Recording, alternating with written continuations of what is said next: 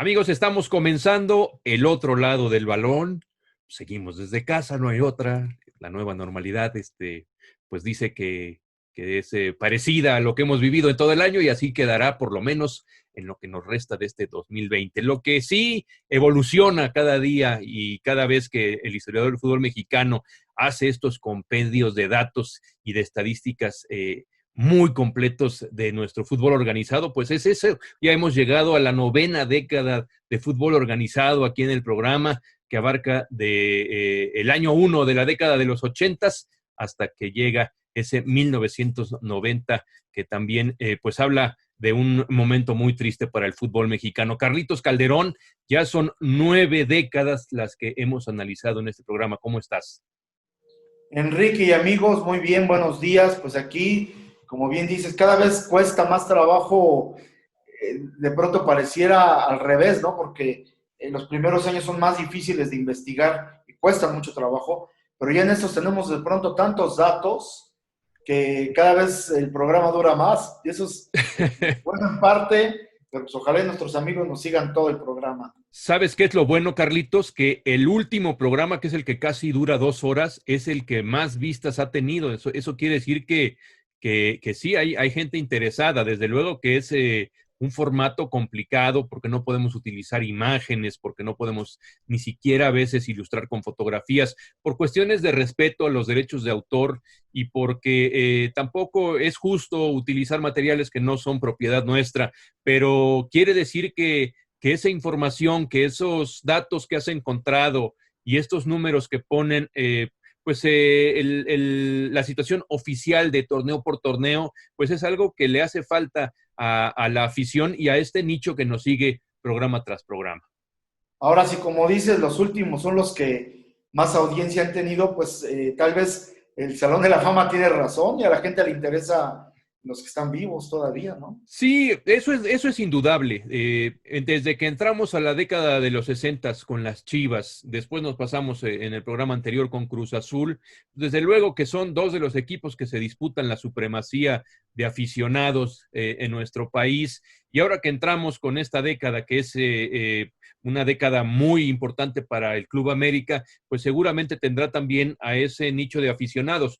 Pero lo que sí es interesante es ver cómo este tipo de datos surgen y bueno, pues se pierden, porque a final de cuentas sí, el pasado es bien complicado de investigar, pero no sé cómo lo sientas tú, Carlos, desde el punto de vista de un historiador.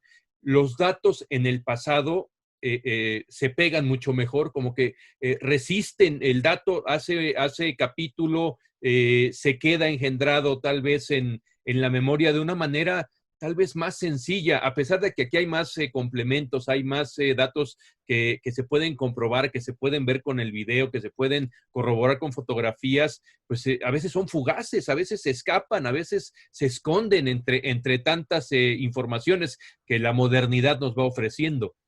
Sí, luego tenemos ya tal cantidad de datos que alguien se queda, como bien dices, con alguno y vas desechando los demás, ¿no? Te quedas con los que más te atraen, con los que más te gustan, con los que son de tu equipo, tal vez, algún dato interesante en general, pero hay algunos que se quedan y por más que los digamos, de pronto nos los volvemos a encontrar y sentimos que es la primera vez que los escuchamos, ¿no? Exactamente, Carlitos. Pues entramos con el contexto de esta década, de una década que cambia incluso en intensidad en relación a la década de los 70.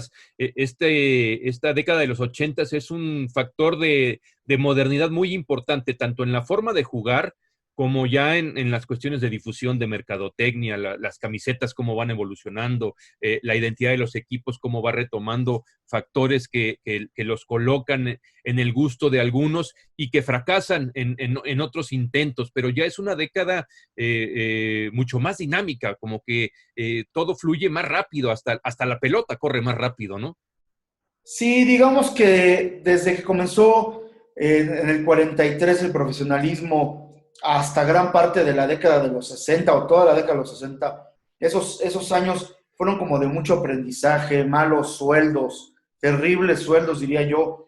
¿Cuántos pleitos hubo, por ejemplo, de lo que le pagaban al Tubo Gómez o de lo que le pagaban a Chava Reyes, que no era nada en comparación a lo que ganaba un extranjero. Hay extranjeros que ganaban 8 o 9 mil pesos mensuales, mientras Chava Reyes lo máximo creo que ganó fueron 2,000 o 2,500 pesos y todavía lo trataron de congelar por esto. Y ocurre todavía en la parte de la década de los 70. Y yo creo que aquí en la década de los 80 ya hay como una mayor reacción de parte de los mexicanos, ya tienen mejores sueldos, aunque nunca se van a comparar con el de los extranjeros, pero creo que sí ya definen mejor sus intereses y hay un grupo de mexicanos muy fuerte que se dan equipos como en el mismo América, que son los mexicanos los que respaldarían fuerte esta década de triunfos y que estaría salpicada por extranjeros muy buenos, pero sí, sí creo que hay un cambio, una modernidad ya en la década de los 80, ¿no? Y si quieres vamos a empezar, en el 80-81, Sí. esta liga, aunque juegan todos contra todos, se divide en 4 grupos de 5 equipos cada uno, y Uh-huh. califican a la liguilla los 2 primeros de cada sector, como ocurrió durante mucho tiempo, ya en esta década, y con la dirección técnica de Bora Milutinovic en los Pumas y Hugo Sánchez despidiéndose de la Liga Mexicana para irse al Atlético de Madrid, pues lograron el campeonato, ¿no? Una final muy buena contra Cruz Azul. Cruz Azul iba por el tricampeonato, inclusive ya le había arrebatado una final a los Pumas 2 años Uh-huh. atrás, y Pumas fueron con todo, fue la gran venganza de los universitarios, que sobre todo en la vuelta ese 4-1 impresionante que arrasaron con el Cruz Azul de Don Nacho Treyes, y pues el campeón de liga fue Pumas, goleó individual Caviño nuevamente con Atlante con 29 tantos, el campeón de Copa México y campeón de campeones no se jugaron, descendió Curtidores, y como hemos dicho con anterioridad, si seguimos la tabla general, en este torneo el campeón hubiera sido los Tecos, Los Tecos, sí. 51 puntos por 49 de los Pumas, su más cercano perseguidor. Aquí los Tecos ya empezaban a abrir cartera. Hay que recordar que la Universidad Autónoma de Guadalajara es una universidad privada, a diferencia de los Leones Negros, que son una universidad pública. Pero siguieron esa fórmula, tal vez, de los Leones Negros, de abrir cartera, de contratar bien. Y bueno, empezaba un proyecto interesante, pero precisamente lo que hablábamos, su afición era reducida y pues tal vez el mensaje que mandaba esta ala que se identifica también con la ultraderecha mexicana, pues no terminó de cuajar en el proyecto social, aunque en estructuras y en proyectos deportivos, los Tecos durante algún momento de la historia del fútbol mexicano tomaron la vanguardia de la misma, ¿no? Tuvieron muy buenas temporadas y finalmente solamente un campeonato en su historia, ¿no? Aquí dan para que veamos el dato, los Tecos dominaron el torneo de liga, llegaron a acumular 20 partidos consecutivos sin derrota, 13 Órale. triunfos y 7 empates entre la fecha 5 y 24. Y es de verdad impresionante, una marca récord en el fútbol mexicano de imbatibilidad del 2 de noviembre del 80 al 5 de abril del 81. Y el que les rompió la racha fue el 9 de abril, Coyotes Neza, que les gana en Texcoco 3-2. En el ahora estadio Claudio Suárez, ¿no? Exactamente. Otros datos de esta temporada. Por primera vez la ciudad de Querétaro tiene un equipo en primera división. Es el Uh-huh. Atletas Campesinos, que ocupa el lugar del Jalisco, que desciende y ya no regresa más al fútbol de la primera división. El Atlas y Curtidores jugaron por el descenso. En el primero gana el Atlas 2-0, en la vuelta Curtidores 2-1. Y en este par de partidos emocionantes, en verdad, Curtidores descendió, que ya lo habíamos dicho, ¿no? Uh-huh. Esta ronda o liguilla de partidos por el descenso, en muchas ocasiones eran más vistosos que los que estaban jugando por los primeros lugares, ¿no? Sí, mucho más apasionados, pues iba en juego todo, por eso encontraron una beta de negocio ahí en las promociones que muchas veces se convirtieron en una verdadera injusticia. ¿Sí? Bueno, te Oye, puedo dar Carlitos, hay un dato aquí con los atletas campesinos y por eso luego nos alargamos. Un mito que a lo mejor debemos de tirar. Se habla mucho de que el tractor de atletas campesinos fue el iniciador de la publicidad en las camisetas, pero pues no hay que irnos tan lejos. Cruz Azul desde que nació pues trae el emblema de la cementera en la playera. Los gallos azucareros del Jalisco también trajeron esta publicidad implícita en la playera. Habíamos encontrado que por allá por 1909 el Popo pues también traía, no en la playera, pero sí un patrocinio de una empacadora de carne. Entonces, este dato de atletas campesinos que siempre ha dado vueltas y vueltas y vueltas por el asunto de la mercadotecnia, pues creo que es momento de hacerlo a un lado, ¿no? No, mira, el problema es que es por reglamento. Sí. Cuando surge el reglamento de las no marcas, resulta que en el mismo se dice que si un equipo ya ostentaba, en este caso, y se manejó mucho sobre todo por Cruz Azul, que ya tenía la cruz, entonces no se podía ir o cambiar el reglamento en retrospectiva. O sea, estos equipos Uh-huh. que ya lo tenían, lo mantenían. El problema es que el reglamento era muy claro de que ningún equipo podía tener ya una marca y se dio justamente también por Cruz Azul, Uh-huh. al inicio de la década de los 70, cuando Cruz Azul sale campeón ya en el Azteca, es cuando se da este cambio en el reglamento, pero pues Cruz Azul alega que ellos han tenido esto desde 1927, inclusive, y se deja la cruz. Y en el caso de Jalisco, fíjate que en este momento de los años 70 no se dice nada, pero pues así se movió el reglamento y se le leyó el reglamento, con el reglamento en la mano, se le leyó a la gente de los atletas campesinos y no quisieron cambiarlo. Y ahorita hablaremos de eso. Muy bien, Charlie. Tenemos otro dato ahí en el descenso, como ya lo habías mencionado, ¿no? Sí, pues hay varios datos, mira, vamos por orden, también Bora, al frente de los Pumas, había perdido ya 2 finales, Sí. era uno de los técnicos más buscados en el fútbol mexicano, inclusive otros equipos lo querían, inclusive en el extranjero, porque había demostrado que sabía mucho. La escuela de Pumas se le debe mucho en parte a Bora, aunque viene de atrás, pero en realidad Bora como que le dio una fisonomía muy especial y Sí. aquí toma venganza contra Cruz Azul, ¿no? En este momento, y pues va a ser nombrado más adelante el técnico de la selección nacional. Sí, y algo muy reclamado precisamente por don Nacho Treyes, que estaba en contra del nombramiento de Bora, y la estructura que bien dices tú, Bora logró rescatar esa mística desde don Renato Cesarini, tal vez la mexicanización que intentó Walter Ormeño, un poquito más de las estructuras que tuvo por ahí don Ángel Papadopoulos, en fin, toda esta serie de aportaciones que tuvieron los primeros entrenadores de universidad, hasta que también estuvo don Jorge Maric, y hizo un conglomerado Bora de todo esto y le dio un sello muy particular a la escuela Puma. El problema aquí es que este sello no le funcionó a Bora más que en los Pumas y en la selección nacional y en otras selecciones nacionales, además de la de México, ¿no? Que quiere decir que le apostaba a la formación.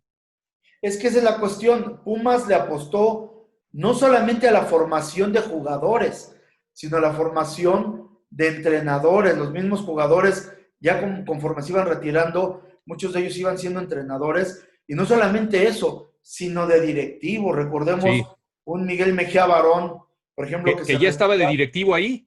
Sí, y pasa a ser directivo y luego cuando Bora es auxiliar técnico y luego técnico, pues prácticamente su mano derecha es Miguel Mejía Barón al lado de los jugadores, ¿no?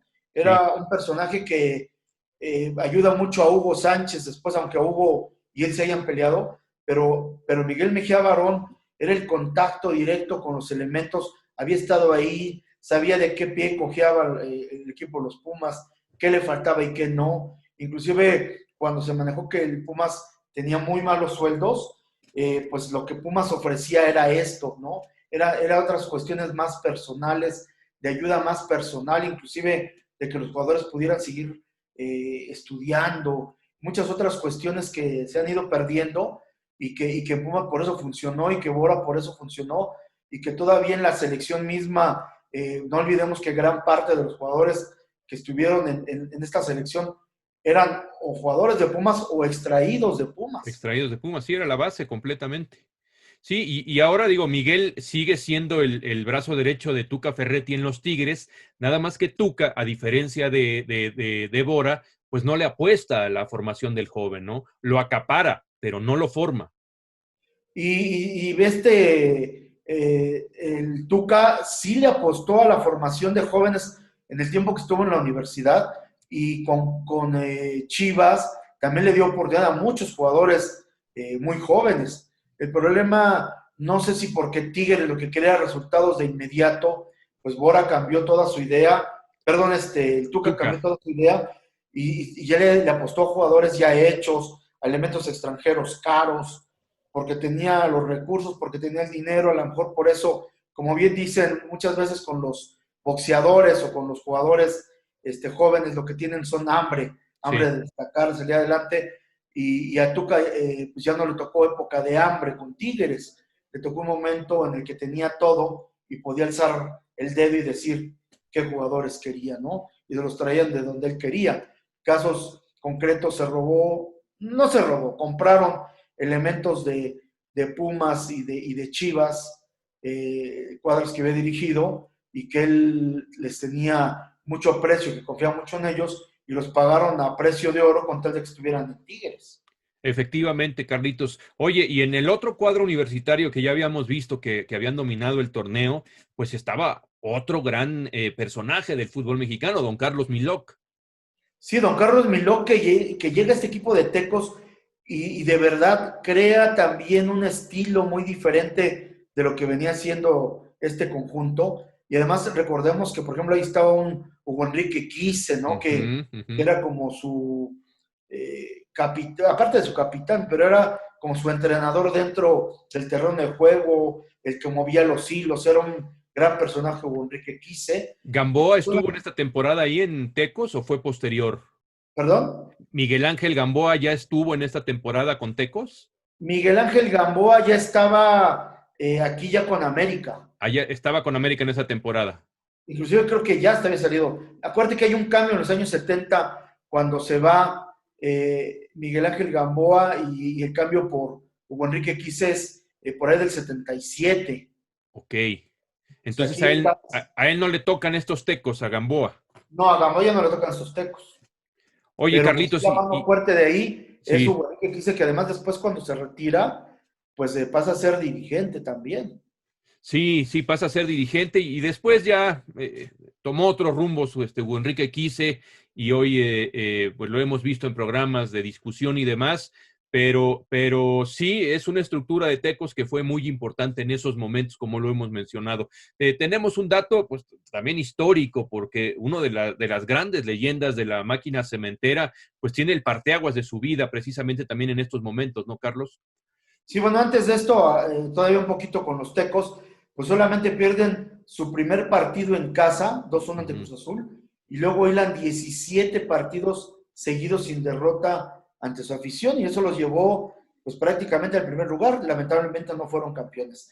Y sí, bueno, como bien dices, recordemos que este año Miguel Marín sufre un problema, un desmayo en un entrenamiento, le hacen algunos estudios y ven que es un problema de corazón, algo que parecía que no pasaría a mayores cosas, pues sí lo llega a ser mayor y lo intervienen en Houston, presenta 90% de las arterias tapadas, un cuádruple desvío de arterias, Ujú. un coágulo ahí, pues ya los doctores le recomendaron que no podía volver a jugar, y él se despide ante Chivas. Iba a ser una despedida más emotiva con muchos niños para que él diera la vuelta y todo, pero lamentablemente llovió, entonces solamente cerca de él estuvieron pues, los más allegados, los niños más allegados, Max y Alex, sus hijos. exactamente, y él se quita el suéter y se lo pasa al nuevo portero de Cruz Azul, que era Ricardo El Oso Ferrero, un portero que estuvo a punto de llegar a la América en lugar de Celada,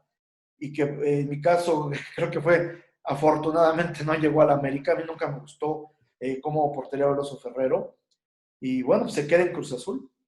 Se queda en Cruz Azul y bueno, rescata un poquito el espíritu de Miguel Marín al portar su suéter, pedido explícito precisamente por Superman, y pues es lo que lo hace célebre al Oso Ferrero. Ya después sería asistente de Enrique Mesa en aquellos años del Toluca, dirigió al Toluca, perdió una final contra Morelia y desgraciadamente hace algunos años falleció de un infarto, de un paro cardíaco que lo mató de inmediato.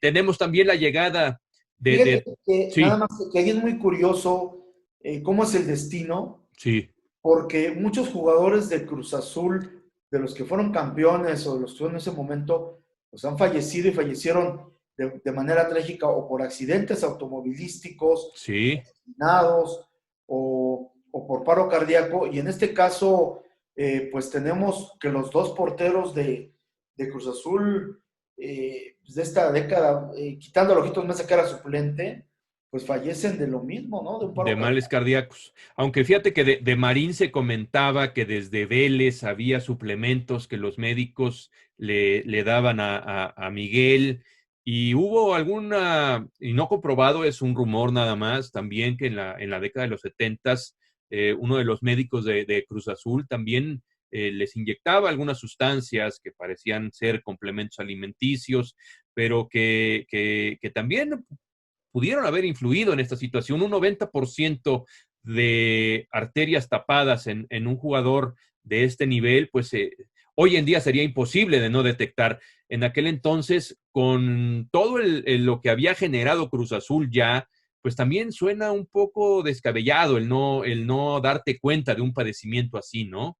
Sí, es muy extraño, lamentablemente. Sí, Pero bueno, pues, desgraciadamente. digamos, Llegan dos figurones, pero pues que no brillaron en México y llegan a Puebla, ¿no? no brillaron, pero pues sí causaron sensación. Yo Ah, recuerdo, sí, claro. estaba a ver cómo jugaba ese Puebla justamente con José Martínez Pirri, ex figura del Real Madrid, y Ujú. con Manuel Asensi, ex figura del Barcelona, ¿no? Sí, sí, Eran sí. además indiscutibles de la selección española en su momento, y que llegan al equipo de Puebla, y este Puebla que comienza como a, pues sí, a españolizarse, empieza a contratar gente de España, de esta parte de Europa, no solamente española, sino inclusive gente que jugó, que llegó a jugar en Portugal, gente que está ahí muy cercana a la península. Digamos que estas son las primeras dos grandes contrataciones del fútbol español. ¿Sí? Digo, Sí, desde la porque en la selección década vasca de los 70 había llegado algún no veíamos un español, jugador así, ¿no? exactamente, pero no con estas características. Oye, los que sí brillaron fueron los que llegaron a la América. Sí, a la América llegan, empiezan a llegar grandes extranjeros. En esta temporada llegan Eduardo Vacas, Nilton Piñeiro da Silva Batata, que lamentablemente no estuvo mucho tiempo porque le toca este cambio del peso dólar que le afectó y se termina yendo a Estados Unidos después de año y medio. Llega Norberto Outes, que fue campeón de goleo con América y después con Necaxa, porque América lo dejó ir por una circunstancia, una tontería, un pleito con Reynoso. Y llega Cicinho, el papá de los dos grandes jugadores mexicanos que lamentablemente pues ahorita ya no están destacando, pero bueno, tenemos ahí al papá de Jonathan y al papá De Giovanni. Giovanni. Oye, y también hay un dato muy sentido por la familia futbolística que son los Flores, porque pues por primera vez hay por ahí una final jugada entre ellos y que en vida Nacho Flores lo recordaba mucho y a Luis pues le duele el recuerdo, como dice José Alfredo, cada vez que se acuerda de esta situación en donde jugaron como rivales Luis Flores y Nacho Flores, ¿no? Así es, Ignacio Flores, este jugador del Cruz Azul, defensa, que pues duró muchísimos años, bueno, toda su carrera de 18 años fue en Cruz Azul, y Luis, que está en Pumas, uno de los mejores delanteros que ha dado también el fútbol mexicano, también siento que un poco desperdiciado, igual cuando se va a Europa, regresa, después regresaría ya con la playa de Cruz Azul, pero dos grandes elementos de esta familia de extraordinarios futbolistas, ¿no? Sí, extraordinarios futbolistas y que lamentablemente pues Nacho en una confusión en medio de la inseguridad en el estado de Morelos pues pierde la vida en un intercambio de balas. Bueno, ni siquiera un intercambio, una rociada de balas que fue lo que sucedió con su camioneta. Y Sí, pues ni exacto. hablar. Y eran bien chivas los Flores, ¿eh? Bueno, Nacho y Luis le iban a las Chivas. Pues mira, nada más. Aquí intercambiaron playeras y hay que ver dónde están esas playeras. Oye, y otro de los retiros también importantes, este año sí se llevó a los dos jugadores emblema de la década de los setentas, uno por enfermedad y el otro porque dijo hasta aquí llegué, ¿no? Sí, se retira Carlos Reynoso, ya portando la playera del Nesa. Recordemos que se había retirado con América por la amistad que tenía con el empresario dueño del Nesa. Regresa a este equipo y ahí, pues estando jugando ahí, ya no lo dejaron. Ujú. El maestro José Antonio Roca, quien dirigió 210 partidos entre Liga y Liguilla, pues es despedido del Club América, y Guillermo Cañedo y Emilio Díez Barroso, que eran ya el cambio que estaba gestando para estos dos hombres para el cambio de la dirección de la dirigencia de la América, pues deciden que el hombre que puede aportarle algo al equipo es Carlos Reynoso y lo llaman para que se haga cargo del conjunto de las Águilas, que apenas iba a comenzar a ser Águilas, y no se equivocaron porque Reynoso le dio un giro de 90 grados al equipo. Sí, sí, completamente. Le cambió el rostro al América, le dio una personalidad nunca antes vista y fue un equipo de mucho temor para los rivales. Y fíjate, entonces aquí este año se retiran de sus posiciones Miguel Marín por el asunto cardíaco, Carlos Reynoso para convertirse en director técnico y pues es la última gran aparición de Guillermo Cañedo como presidente del América. Ya después se convertiría en asesor y ya no estaría al frente de los grandes equipos o de las grandes instituciones del fútbol mexicano, ¿no? Ya no, seguiría con su cargo en FIFA, que es vicepresidente de FIFA. Ahí se mantuvo pues hasta su muerte en el 97 y ayudó mucho al fútbol mexicano que él estuviera ya hasta para conseguir la Copa del 86, ¿no? Sí, y ahora sí viene el escándalo del Atletas Campesinos, Y de Carlos. los atletas campesinos, como ya decíamos, pues bueno, se presenta con una playera no autorizada. Hay que decir que el Atletas Campesinos presentó una playera ante la Federación Mexicana de Fútbol y esa playera fue autorizada. Y el día de su primer partido no jugaron con ella, jugaron con la del tractorcito. Ajá. Entonces, que era ese tractor, aunque no tenía como tal una marca, pues era digamos, el símbolo de una de las empresas de Armando Presa, que era el dueño. Sí. Juntado, se le prohibió utilizar esa playera, volvió a salir con esa playera y el tractor. Pues como decíamos, no tenían publicidad en esos tiempos las playeras. Se le puso una multa de 1 millón de pesos, un plazo para pagar o quedaba desafiliado, un plazo como de unas cuantas semanas, y no cumplió, dijo que no podía pagar, que entonces tendría que ser desafiliado, y entra al quite a Norma Cis, que era el dueño de Ujú. Coyotes Nesa, se queda con el conjunto de atletas campesinos, así asegura la permanencia en la primera división del equipo, y pues ya con esto, con los nuevos dueños, no se salvan del problema, porque además de que pagaron las multas, no la del millón no se pagó, pero Ujú. pagaron las multas anteriores de 50,000 pesos, pero hubo un problema que al adquirir al Atlético Campesino lo quieren reforzar y contratan o registran nuevos jugadores y por reglamento solamente se podían registrar 30 jugadores por temporada. No había lo que hoy en día de que había una fecha límite para el registro de los mismos, pero sí un número.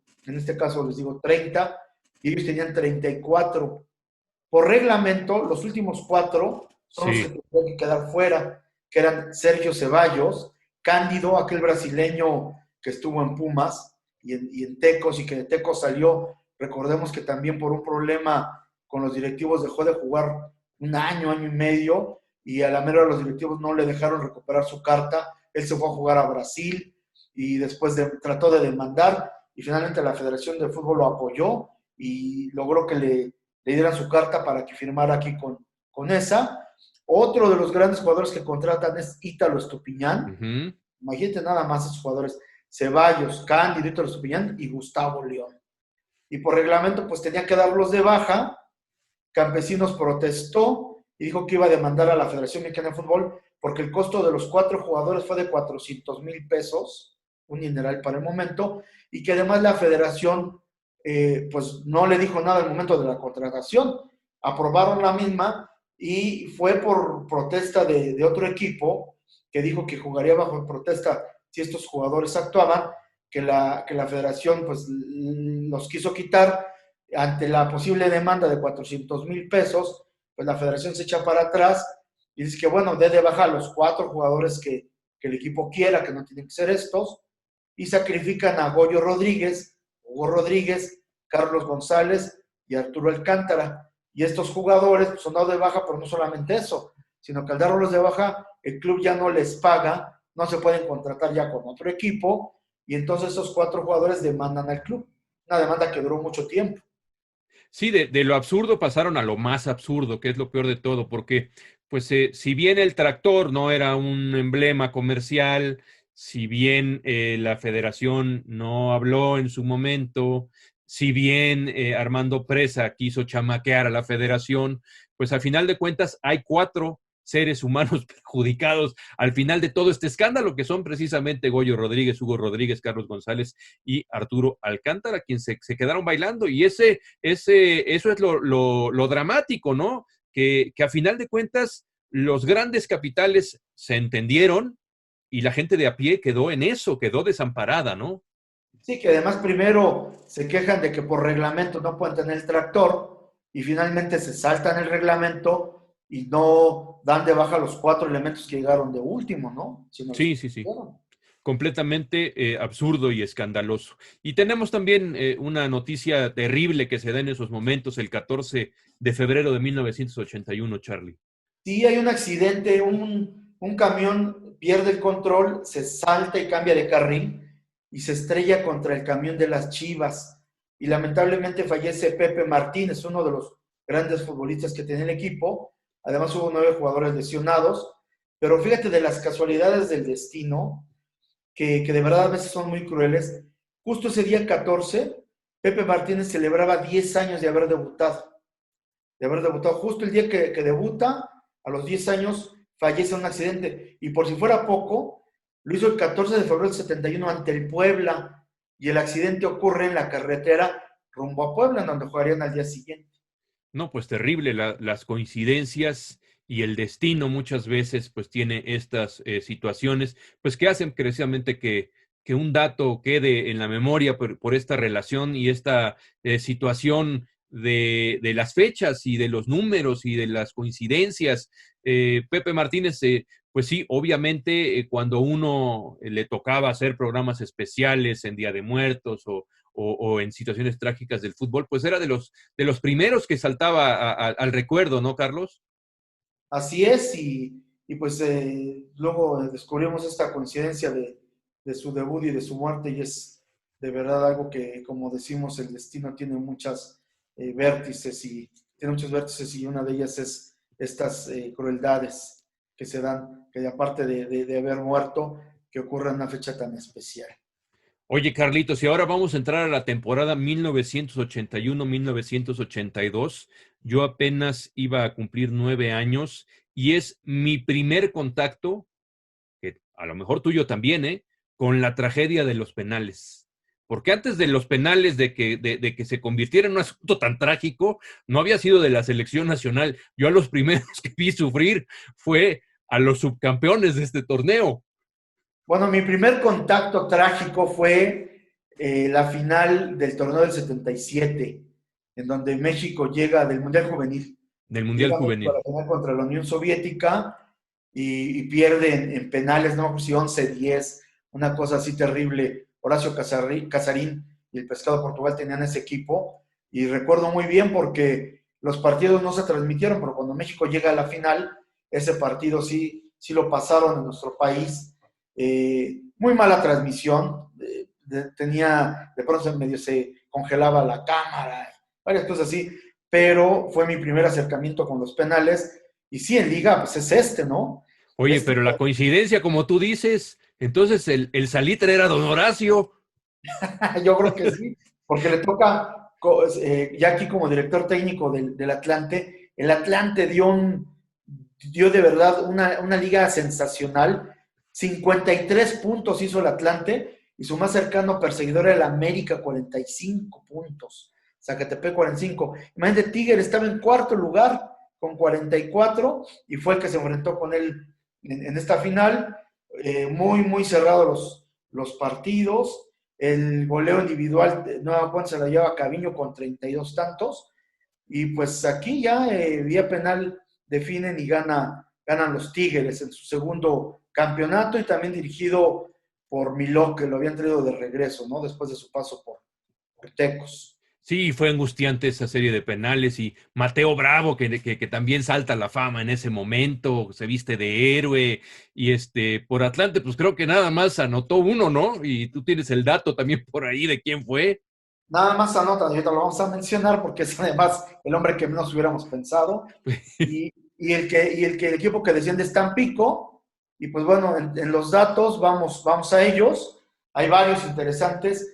Luego de 11 años de vida en la primera división, el Atlético Español disputa su último certamen, ya que volvería a llamarse Necaxa a partir de la siguiente temporada. Otro dato, bueno, lo de la final es que por primera vez el campeón se define en serie de penales, como ya habíamos dicho. Nacen las Águilas con nuevos uniformes, desaparece el clásico azul crema, el 10 de septiembre se presentan en Sociedad. Otro dato es que debuta esta temporada Adrián Chávez en la Ujú. portería del Atlético Español. Jugó nada más 8 partidos, luego hizo una estupenda carrera en Necaxa, América y León. Se retira en Pumas, si no mal me acuerdo. Sí, en Pumas. Y otros grandes debutantes fueron Chicharo Hernández, Pablo Larios, Gonzalo Farfán y Dante Juárez.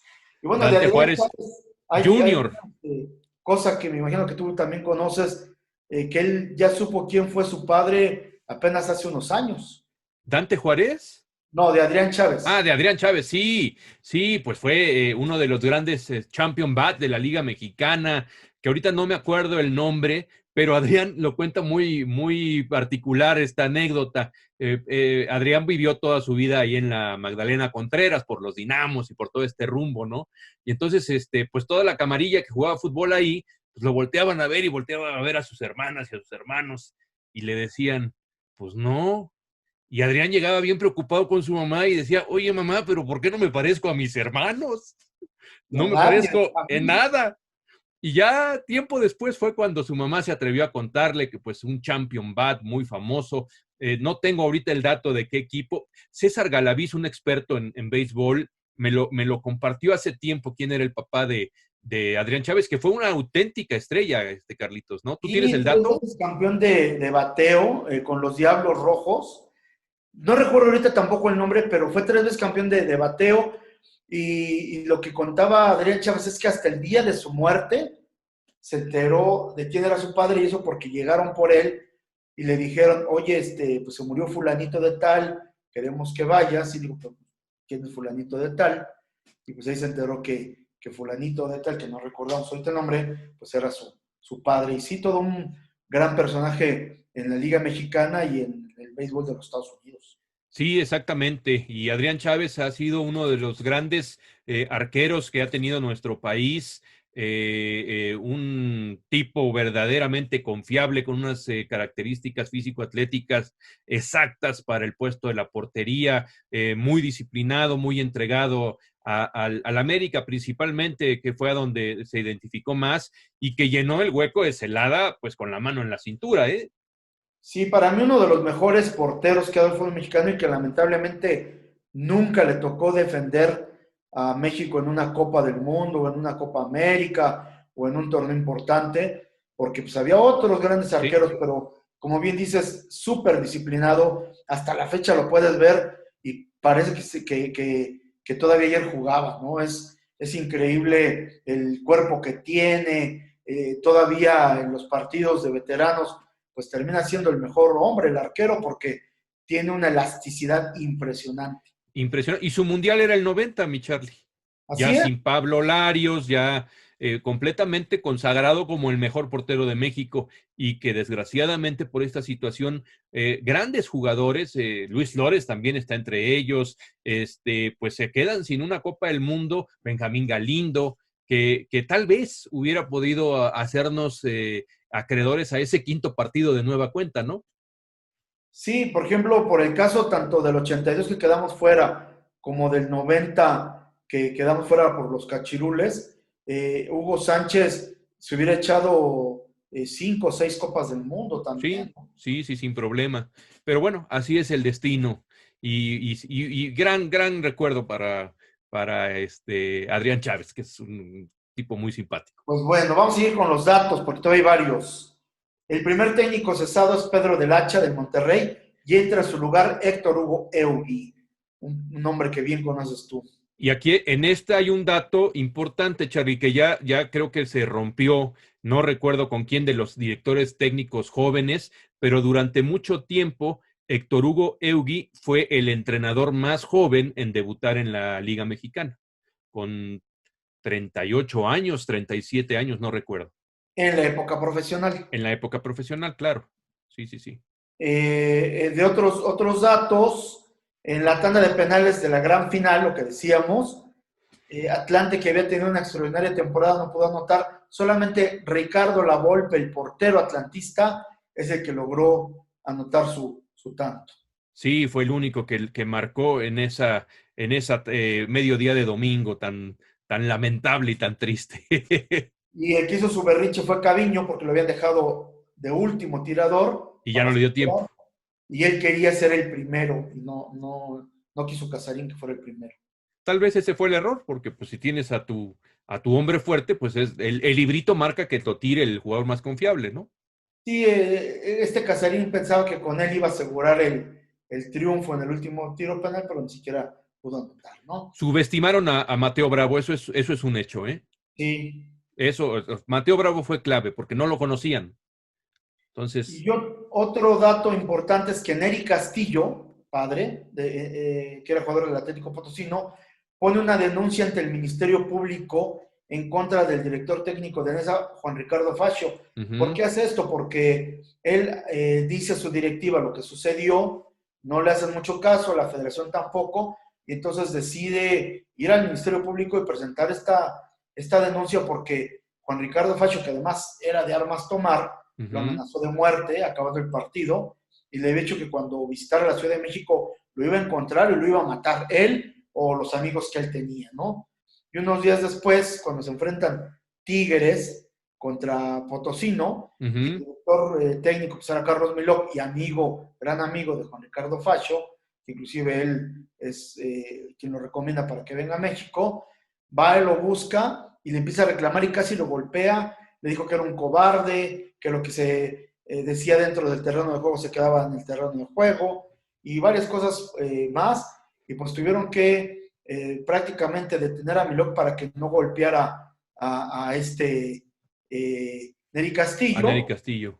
y bueno, y Castillo pues también amenazó con denunciarlo por amenazas, y finalmente tuvo que intervenir la Federación Mexicana de Fútbol, los clubes NESA, el Atlético Potosino y el Club de los Tigres para tratar de calmar las cosas. Finalmente todo quedó ya ahí y una disculpa de los involucrados con él.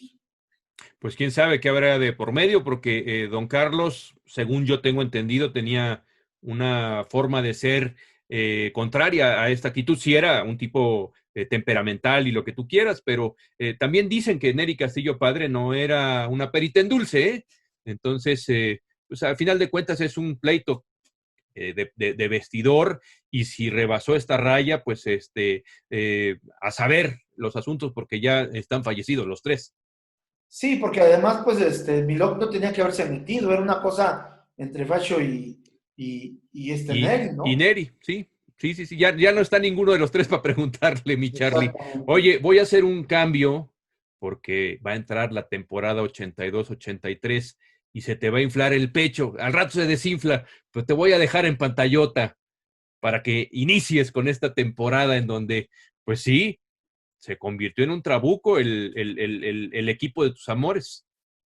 Pues aquí empieza, aunque lamentablemente no la gana, pero pues el América es el mejor de la temporada, tiene de verdad una temporada de ensueño y tiene su peor o único, digamos que mal partido, pues justamente en la semifinal y ante el rival que más odiaba, ¿no? Las Chivas, pero estas Águilas dirigidas por Carlos Reynoso establecieron en el torneo regular una nueva marca de puntos, sumaron 61 de 76 posibles, y luego, como les digo, bueno, ante el Guadalajara con una tremenda bronca además.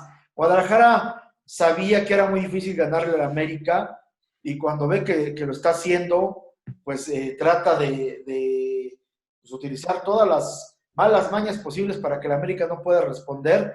Y en eso el América también dijo, bueno, pues si vas a llegar toda la final, pues te llevo por delante. Se arma tremenda bronca en este partido que deja muy mermado a las Chivas.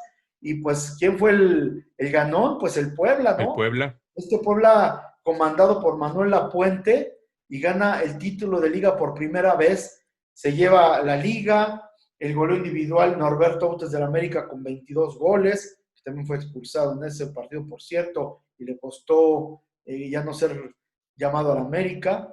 Y se va a segunda división el Zacatepec. El Zacatepec se va a segunda división. Oye, aquí en este asunto del planteamiento de la semifinal, Carlitos, tuve la oportunidad de platicar con el Snoopy Pérez y bueno, lo contó tal cual. Alberto Guerra, pues no sabía descifrar cómo jugarle al América de Reynoso, le pidió a sus jugadores que fueran caballerosos, que apelaran al espíritu deportivo y que salieran a jugar de manera adecuada.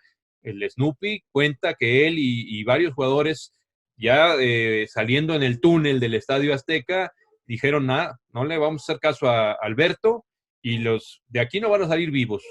Si van a llegar a la final, no van a llegar completos y les vamos a dar. Y fue premeditado, porque no Pues había sí, manera de detenerlos. Y vaya bronca, vaya bronca que se armó. sí, tú lo ves en ese partido, te digo que las Chivas salieron con todo para inutilizar a los mejores jugadores de la América.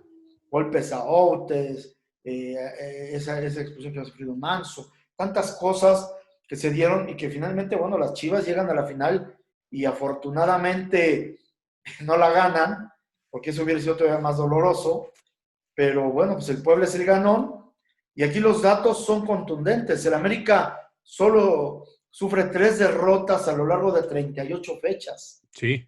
La primera de ellas el 21 de diciembre del 82, cae 2-0 con el Toluca en la Bombonera, en la fecha 13. Es decir, que las primeras 12 jornadas las Águilas no conocieron la derrota, suman 9 victorias y 3 empates. De verdad, un equipazo con un nuevo uniforme, con un nuevo himno, con un Carlos Reynoso en su mejor momento como técnico. Yo creo que su mejor momento de Carlos Reynoso fue cuando dirige al América y cuando dirige al Tampico Madero. Y lamentablemente, Pero pues, este es indiscutible, aunque no hayan sido campeones. Esta temporada es la mejor del América en mucho tiempo y la mejor de Carlos Reynoso, desde luego. sí, la mejor, pero si tú ves esta década de los 80, esta de Reynoso, la siguiente donde son campeones, Sí, luego cuando tiene que salir del equipo por y se va cuestiones al de Tampico. salud, que parece que pastillas y otras cosas que le metía y una depresión que tuvo muy fuerte, pero luego pasa al Tampico Madero y ha sido un equipo prácticamente inexistente, lo lleva a 2 finales, ¿no? Que ya Sí. hablaremos de ello, pero contra el América y contra el Monterrey, y que lamentablemente para ellos pierde las dos, pero de ver a un Carlos Reynoso en su esplendor como técnico. Sí, fue una situación completamente fuera de serie y aquí es donde desgraciadamente las situaciones de las adicciones pues se cobraron una factura muy cara para un director técnico que pues no volvió a ser el mismo después de esta década, que incluso sacó lo peor en otras oportunidades que tuvo. Con León hubo situaciones muy lamentables de su comportamiento y que se puso por encima de cualquier institución. Yo creo que ese es uno de los graves errores que tuvo Carlos Reynoso. Primero, colocarse arriba del América y después de eso, ante un equipo de ese tamaño, pues los demás equipos para él siempre fueron menores a su persona, y ese fue el grave error que tuvo Carlos Reynoso a lo largo de lo que ahora todavía busca intentar al dirigir algún equipo. Así es, y bueno, ya llegaremos contra León, pero cuando dirigía León, los famosos micrófonos, que también, pues dicen que el que ideó todo fue Cermeño, el dueño del equipo, pero pues Carlos Reynoso Pues así. con la complicidad, a final de cuentas, claro. Pues bueno, sigamos con esto. Aquí, tras 7 títulos de goleo, a mitad de la campaña, Caviño deja el Atlante. Dice que tiene molestias en la rodilla, que ya no puede, que ya se siente viejo. Y iba liderando el título de goleo, llevaba 11 tantos cuando deja al Atlante, que también muchos dicen que fue por cuestiones de dinero, porque Ujú. también vino una devaluación, él pide un aumento, le dicen que no, que su contrato es todavía por 2 años y que no hay aumento. Él deja el equipo, siendo líder de goleo, y le abre el camino a Autos del América para que pues en sus mejores días, a finales del torneo, empiece a anotar, y se termina llevando el goleo, ¿no? Sí. Y Cruz Azul, pues aquí tiene un sinsabor en este torneo, ¿no? Sí, una de sus peores campañas, una racha de 5 partidos seguidos sin anotar, 15 encuentros en los que quedó en 0 a lo largo de la temporada, solo registró un triunfo como visitante y pues en los últimos lugares. Sí, se acabó la dinastía, se acabaron los tricampeones, se acabaron los bicampeones, y entra en esta renovación que no es fácil salir. Hay equipos que pues definitivamente tardan hasta décadas en sobreponerse al cambio generacional. Algo extraño en Cruz Azul, que siempre ha tenido una base de jóvenes importantes, pero que inexplicablemente no los usan en el momento adecuado. Pero así ha sido siempre Cruz Azul en ese sentido, ¿no? Sí, desgraciadamente, cuando tuvo sus momentos de buenos jugadores hechos en el equipo ya en la década de los 90, finales de los 90, y que llegan a la selección nacional con cuando llega a la final contra Boca Juniors en el En 2001, en la Copa 2001, Libertadores, sí. exactamente, la Libertadores, y con la selección son la base del Mundial del 2002, pues la respuesta fue desaparecer las filiales de Cruz Azul, Sí, sí, la de sí. Oaxaca, la de Jaso, y dejaron de tener esta semilla de futbolistas para ponerse a comprar en el extranjero jugadores caros que luego eran inexplicablemente rematados en otros equipos, y Cruz Azul tuvo una pérdida impresionante de dinero. Dicen por ahí, no me consta, pero dicen por ahí que había un seguro en el que si Cruz Azul perdía, pues parece que ganaba económicamente alguien de ahí de la máquina, algún directivo, porque el seguro estaba así marcado de que si Cruz Azul no podía ganar el campeonato le iban a pagar. Está muy extraño, pero pues, así lo cuentan. Y que también si los jugadores tenían que venderlos porque no funcionaban, al deshacerse de ellos, un seguro le proporcionaba a ciertos directivos también una cantidad fuerte. Entonces le convenía a estos personajes pues, que Cruz Azul perdiera, ¿no? Eso dicen, no sabemos si es cierto. Pues sí, esos son los rumores que indican que los Álvarez tuvieron ese mecanismo. Ahora sí que apelando a los mecanismos de corrupción que hay en el mundo, este es uno de ellos, el jugar en contra para ganar. Y a final de cuentas está comprobado no solo en el fútbol, sino en otros deportes, que precisamente los advenedizos del juego llegan y sacan tajada de estas fórmulas. Por eso se ha llenado las directivas de los equipos de fútbol de gente advenediza, de gente que maneja los números, que especula. Ya me voy a parecer al presidente de la República, pero sí, la corrupción está ahí y está en gente que no conoce la parte humana, que no está comprometida con los proyectos sociales, que está salvajemente comprometida con el neoliberalismo, y es la realidad. No hay que ser muy abusado para darse cuenta de estos esquemas en donde ganan pocos y pierden todos. Así es. Bueno, un dato importante, el América en esta campaña se enfrenta 4 veces a Chivas, 2 en torneo regular, 2 en fase final. Vence a Chivas 3 veces, 2-0, 2-0 en liga, 2-1 en el primero de la semifinal, pero pierde el más importante, ya lo decíamos. en el Azteca, el que le daba el pase, ese es el que perdió, ¿no? Sí, no había manera de ganarle al América, punto. Otro dato, por consejo médico, Carlos Milok, el técnico campeón del torneo anterior, deja Tigres, entra en su lugar el Pescado Portugal.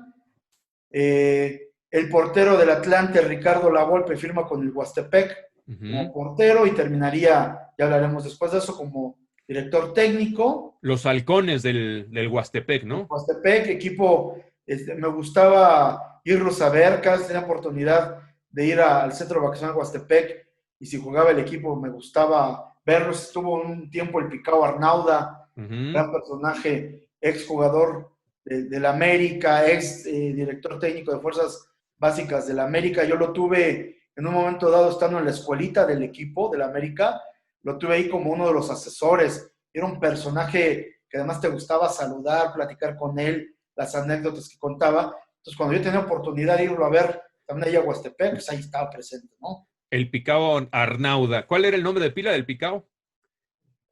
No recuerdo. No era Edelmiro, no, ¿verdad? ¿Mandé? Edelmiro, no. Creo que sí. Sí, ¿no? Sí, sí. El famoso Picao era un personaje, de verdad. Y su asunto medio cubano. Sí, sí, sí, sí, sí, sí, sí. Bueno, otro dato, el 8 de agosto del 83 reaparece Necaxa tras 10 años con la playera del Atlético Español. Lo hacen partido amistoso y le gana al Santos de Brasil 3-1. Auguraba buenas cosas, pero finalmente fue una década muy mala para este Necaxa. El Atlante contrata al internacional polaco Gregor Zlato, máximo anotador en el Mundial del 74. Dejó buena imagen Lato, a pesar que ya llegó muy Y, veterano, pero y muy también era querido, ¿no? sabroso verlo jugar, ¿no? Sí, la verdad que sí. Ricardo Ferrero, el portero del Cruz Azul, es suspendido 14 partidos luego de ser expulsado ante Atlante. Se pone agresivo ante el árbitro Maximiliano Courer y todavía lo esperó en el túnel de los vestidores, en donde siguió insultándolo, lo amenazó con golpearlo fuera del estadio. Y creo que le fue bien a Ricardo Ferrero, porque dicen por ahí que sí tiró uno que otro golpe, ¿no? Y mira que don Maximiliano no estaba chaparrito, ¿eh? Sí. Luego, por una severa devaluación del peso ante el dólar, el Puebla tiene que dar de baja a los españoles José Martínez Pirri, a Juan Manuel Asensi, a Santiago Idígoras, que es otro de los españoles que llegó y que era bueno, y a su entrenador, a Joaquín Rifé. Sí. 4 españoles, y los tiene que dar de baja porque fue una situación muy fuerte del dólar. Ya dijimos que también costó que se fuera Caviño, que se retirara y que se regresara a Brasil, por lo menos por un momento, después regresaría ya con el León. Y esta situación le da pie a Manolo Lapuente, ¿no? Exactamente, de llegar y de hacer, pues llegar a ser campeón, además con el equipo. Sí. En esta temporada debutan Alex Domínguez, Jaime Ordiales, Eduardo de la Torre, Paul Moreno, Félix Cruz y Rafael Chávez Carretero. Fíjate nada más qué jugadores mexicanos, Sí. varios de ellos mundialistas. También Paul Moreno se quedó al 75%, porque tenía unas condiciones extraordinarias que no se habían visto en un jugador mexicano, pero sí se quedó a ese 75%. Faltó el asunto mental, el asunto de la disciplina, el asunto de proyección que no tuvo y que lo acepta el mismo Paul Moreno en algún momento, ¿no? Así es. Y fíjate nada más qué jugadores llegaron. Bueno, en esta temporada de extranjeros llega el ruso Brailovsky también. El rusito. Y uno de los grandes futbolistas y que aunque no estuvo mucho tiempo en el América, está puesto por expertos y por todo mundo. Yo creo como uno de los mejores jugadores que han estado en el equipo. Es que tenía el espíritu del americanismo. Así es. Así, o sea, un jugador, el perfil del extranjero que debía de venir al América tenía el perfil del ruso Brailovsky. Sí, y un elemento que pudo haber hecho mucho más en la selección argentina, aquí en el equipo, y que desgraciadamente cuando se va, aquí hablaremos de eso, pues es congelado y tiene que irse a un fútbol en el que pues ya no podía hacer nada porque no había buenos futbolistas, ¿no? Jugador de 3 selecciones nacionales, Charlie. Exactamente, tiene ese récord. Sí. Y Israel, Uruguay y Argentina. Exactamente, ya en Israel, pues ya cuando se va de aquí de la América. Pues otro gran dato, una gran bronca en el Ingenio Cañero partido Zacatepec-Necaxa, que pues fue la primera, pero no fue la última. Sí, ¿no? Parece que ese Zacatepec-Necaxa era muy explosivo. El cuadro visitante ganaba cuando más llegaba a Zacatepec. Larios comete un penal. El entrenador del Zacatepec, el famoso Carlos Turcato, se le va encima, lo toma del cuello y mientras con una mano parece que lo está ahorcando, con la otra le jaló en el cabello. Sus propios jugadores separan a Carlos Turcato porque pues está prácticamente ahí matando al Nazareno. Es suspendido un año y los directivos le rescinden su contrato a Carlos Turcato. Turcato fue campeón con Zacatepec, si no mal recuerdo, ¿no? Exactamente, fue campeón con Zacatepec en los años 50 y además pues sí era explosivo, pero pues también se le conocía, era un gran jugador y alguien que quería muchísimo al Zacatepec. Sí, sí, sí. Zacatepec es la pasión desbordada completamente. No hay afición más, y con el buen sentido de la palabra, más salvaje que la de Zacatepec. No existe. No habrá en México una afición con más entraña que la que logró tener Zacatepec hasta que, pues, a base de intentos corruptos y de intentos de negocios mal logrados, pues acabaron por destrozar la franquicia, ¿no? Así es. Luego este dato, tras 13 fechas, 266 partidos de Liga y Liguilla, Nacho Treyes renuncia a la máquina celeste de Cruz Azul, tuvo una muy mala campaña, como ya habíamos dicho, asume el cargo Miguel Marín, quien apenas con un mes en el timón agrede al árbitro Jesús Mercado con un cabezazo en una ceja, es expulsado, luego castigan un año y el que entra en su lugar es Enrique Mesa, quien así, pues de pura casualidad, iniciaría su larga trayectoria como timonel, que le ha además tenido grandes éxitos, ¿no? Oye, y aquí otra casualidad o otra coincidencia. Si los dos porteros titulares de Cruz Azul murieron de asuntos cardíacos, los dos agredieron a árbitros en la Liga Mexicana. Y en el mismo año, Sí, además. no, imagínate. Uno Sí. como El entrenador y otro el otro portero pues, es el que como entra jugador al quinto, activo. ¿no? Sí, el tercer portero. ¿Sí? Y para cerrar el año, Mario Rubio, teniente coronel Mario Rubio, se Ujú. retira del arbitraje justo en la final Puebla-Chivas. Es uno de esos grandes personajes que afortunadamente aún vive, un hombre muy decente, alguien que tiene una sapiencia impresionante, sabe de todo dentro del fútbol, se sabe las reglas al derecho y al revés, Ujú. todos los días te puede dar una frase nueva, es un personaje de esos que da gusto conocer. Y que además expulsó a Maradona. Y que además expulsó a Maradona a Copa del Mundo. Carlitos, entramos a la temporada, pues que podría ser la más cinematográfica en cuestiones de líneas dramáticas y todo este asunto, porque si había cuentas pendientes, aquí se cobraron, pero como si hubieran escrito el guión para una película con gran final. Sí, es la gloriosa temporada 1983-1984.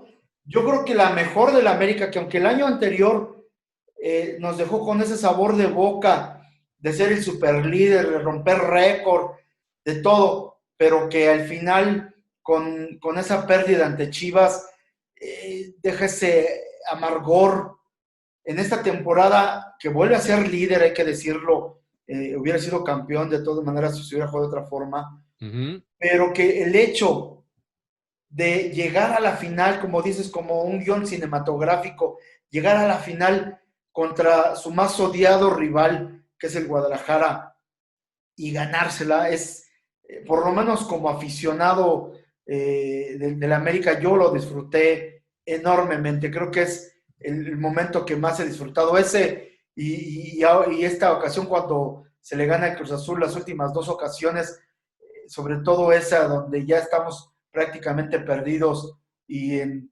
2, 3 minutos se le da la vuelta y se va una penales, creo que son las que más he disfrutado, pero esta de verdad es un sabor de boca impresionante, todavía dirigidos por Carlos Reynoso, Uh-huh. pues bueno, pues llegan a la liguilla, llegan a la final contra Chivas y en la final soñada pues se le gana, ¿no?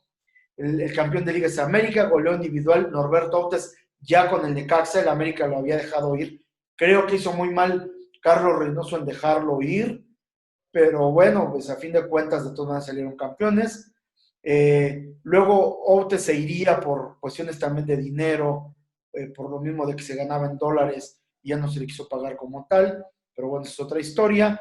Aquí desciende Curtidores y en la final, pues el primer partido en Guadalajara quedan 2-2.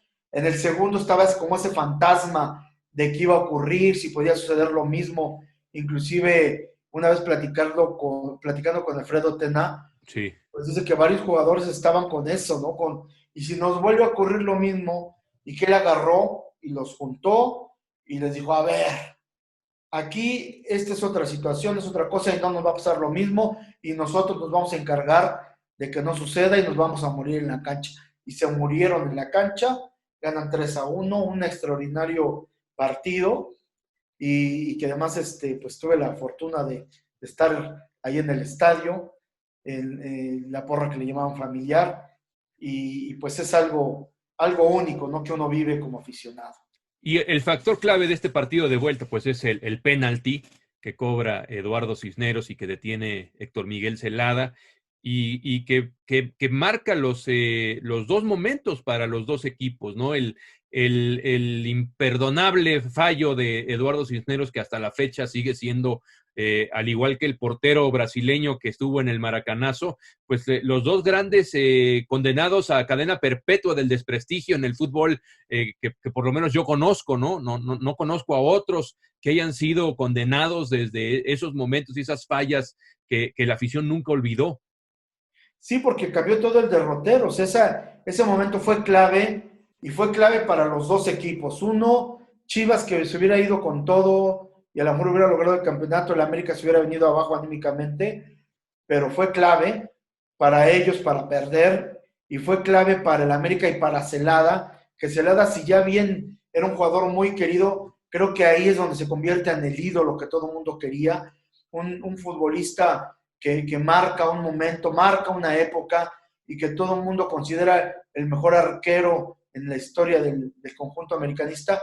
Y ese es el punto clave, el que le da el momento idóneo para que Héctor Miguel Celada pase a ser el mejor portero del equipo.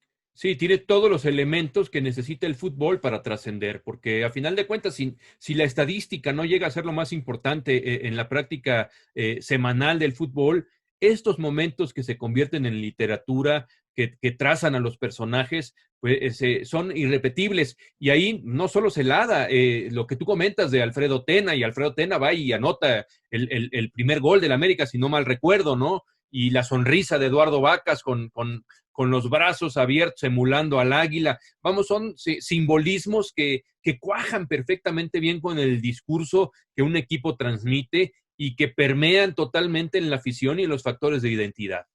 Sí, la entrega de Tena, ¿no? Que Tena en sus mejores momentos los saca siempre en estos partidos clave. El gol, ese gol de Aguirre, las expresiones, los rostros, el haberle ganado a ese rival que un año antes los dejó en semifinales noqueados, regresar y mostrar quién es el equipo que va a marcar ya no solamente ese partido, sino la década, ¿no? Ahí se empieza a gestar todo esto y es cuando también las Águilas son aceptadas como tales, porque el América, muchos de los viejos aficionados seguían añorando el azul crema como tal, llamarles los millonarios, los canarios, Los cremas, los sí. cremas, no aceptaban este equipo. Y aquí yo creo que con la temporada anterior, pero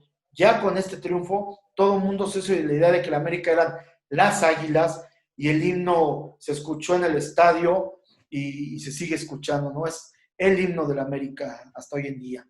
Sí, sí, una identidad poderosísima la que obtuvo el América a partir de entonces. Es la más poderosa, la más poderosa. Nunca antes había tenido esa penetración el Club América, pese a que la década de los 70 fue muy romántica, pero esta de los 80 en verdad, uno que no le iba a la América, cuando veía salir a estos infelices con ese uniforme y con esos colores que los tenías que ver porque los tenías que ver, pues prácticamente el América salía con un gol de ventaja cada partido.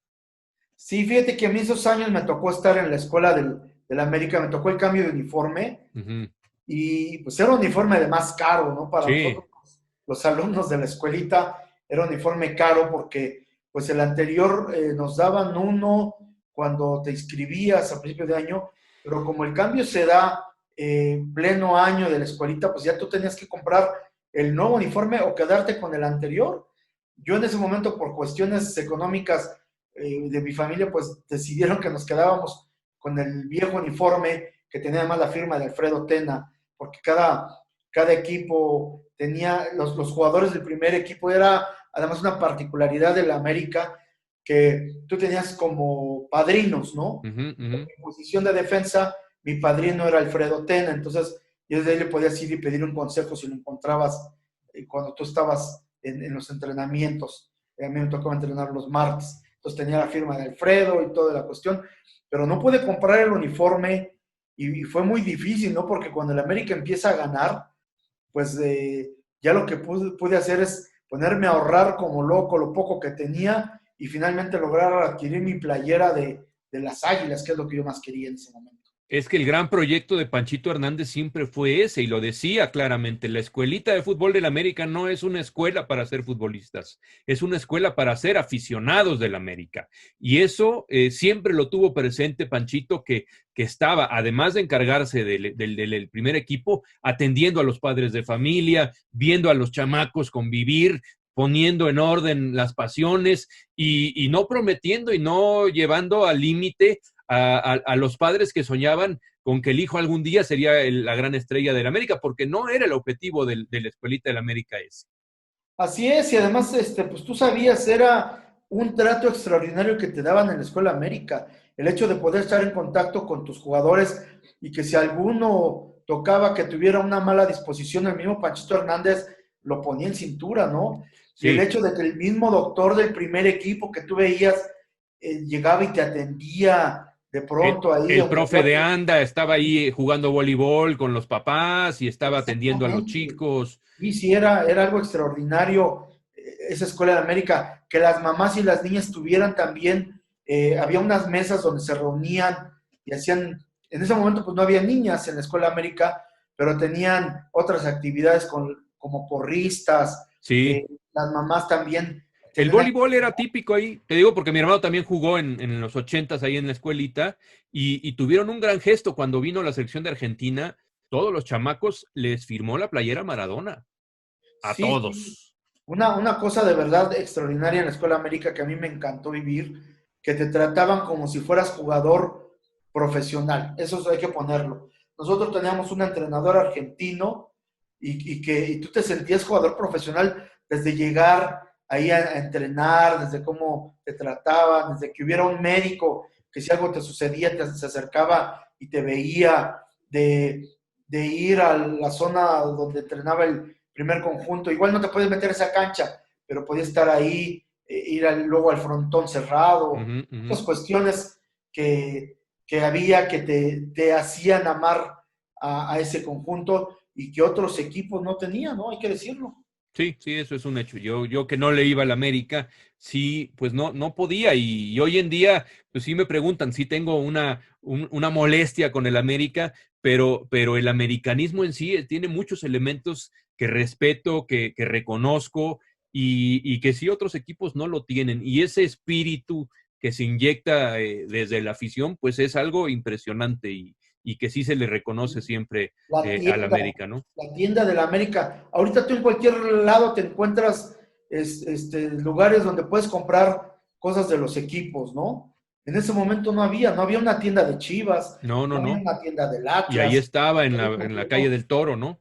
Y ahí la tienda de la América puedes encontrar los uniformes a tu medida, o sea, como niño, porque se utilizaba para la escuela, pero podías llegar a un aficionado y comprar un uniforme de la América a su medida, comprar cuadernos, comprar plumas, lo que quieras. Había prácticamente de todo, gorras, los pants, el pants que utilizaba Carlos Reynoso, por Sí, ejemplo, yo me compré cuando pude mi Pants de Carlos Reynoso, ¿no? Con el nombre, no sé, otras cosas que te daba ese plus que por eso querías al equipo también, ¿no? Sí, sí, esta ideología de Panchito Hernández y la visión de Díez Barroso fue extraordinaria, un gran aporte. Yo creo que uno de los directivos más visionarios, Emilio Díez Barroso, aunque luego, pues obviamente, se le trepó a las barbas a la alta jerarquía de Televisa y pues ya no les gustó, ¿no?